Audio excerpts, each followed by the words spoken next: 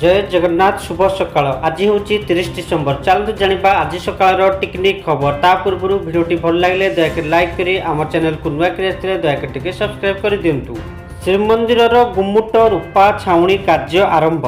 नुआ वर्ष को आ किछि दिन बाकी थिबा बेले वर्तमान ठारू श्रीक्षेत्र में भक्तों भिड़ परिलक्षित होईछि।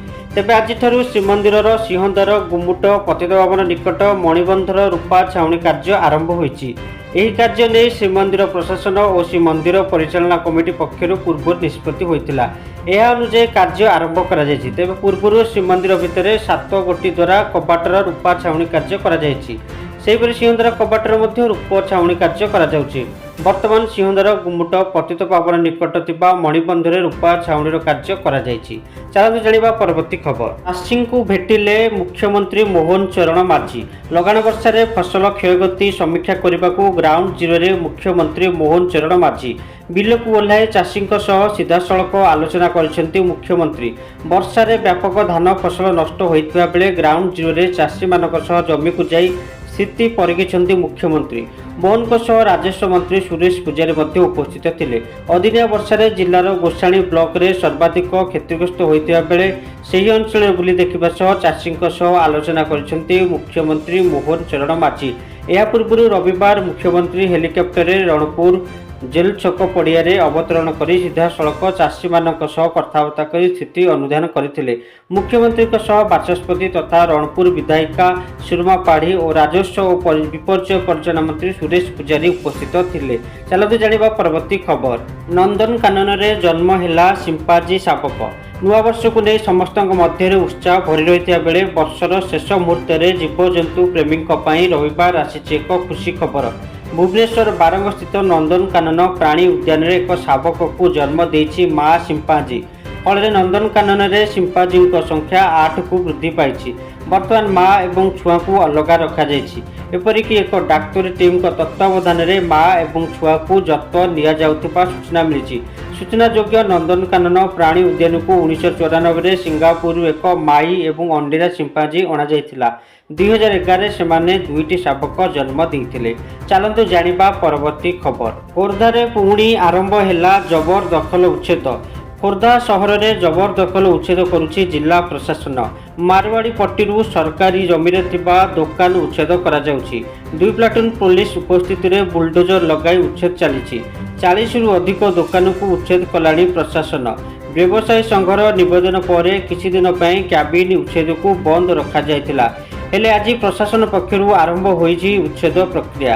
କ୍ୟାବିନ୍ ଥଇଥାନ ପାଇଁ ଭେଣ୍ଡିଂ ଜୋନ୍ ନିର୍ମାଣ କରିଛି ପୌର ପ୍ରଶାସନ।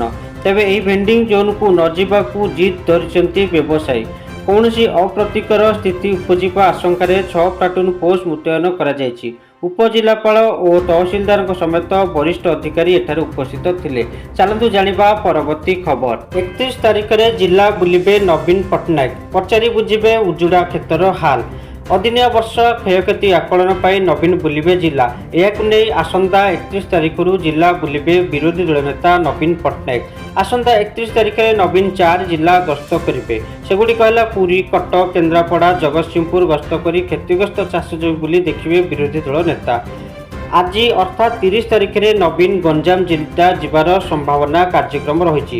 ଗତ ନିର୍ବାଚନରେ ହାରିବା ପରଠାରୁ ପ୍ରଥମ ଜିଲ୍ଲା ଗସ୍ତରେ ଯାଇକି ଚାଷୀମାନଙ୍କୁ ଭେଟିବେ ନବୀନ।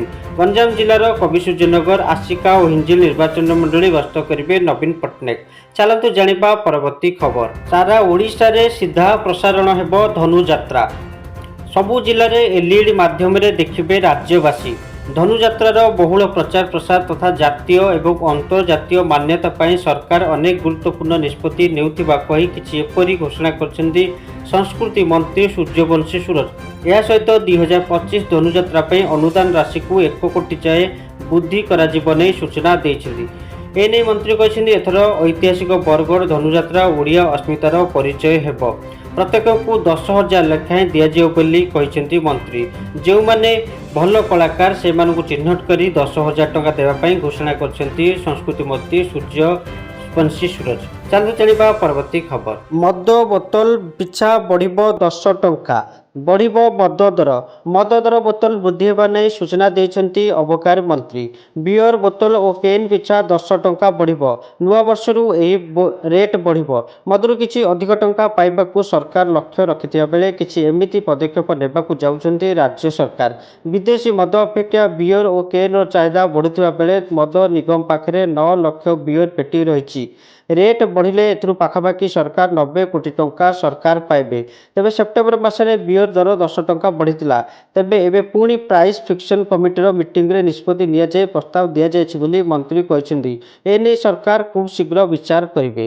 ଚାଲନ୍ତୁ ଜାଣିବା ପରବର୍ତ୍ତୀ ଖବର।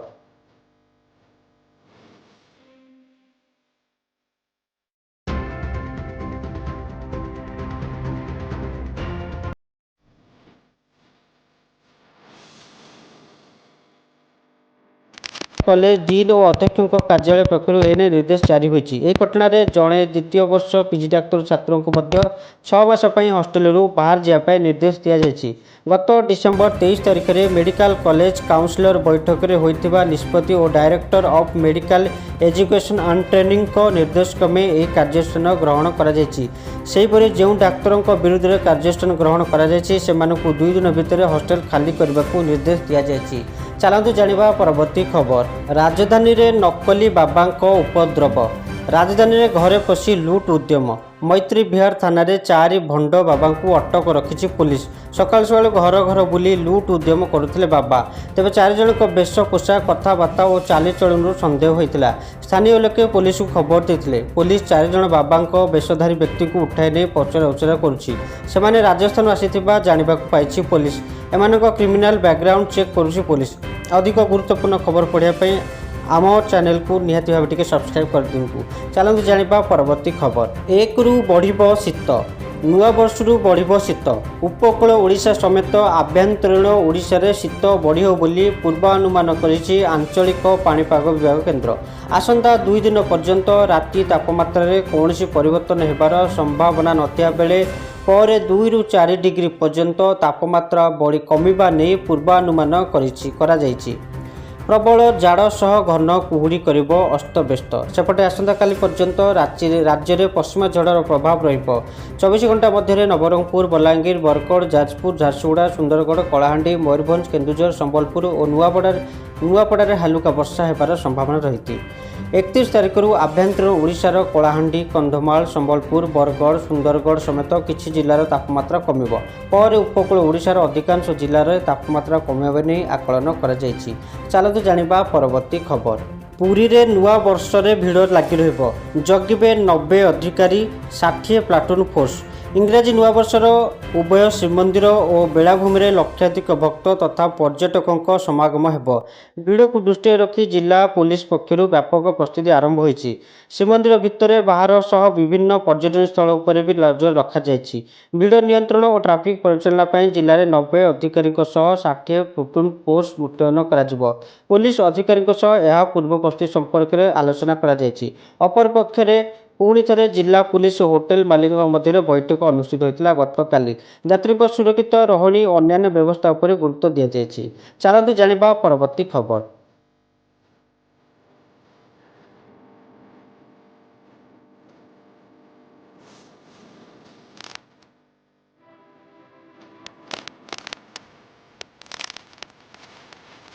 ତୃଷ୍ଣା ରାୟ ବିଶ୍ୱସ୍ତରରେ ଓଡ଼ିଶାର ସଂସ୍କୃତିକୁ କରିଲେ ପ୍ରତିନିଧିତ୍ୱ।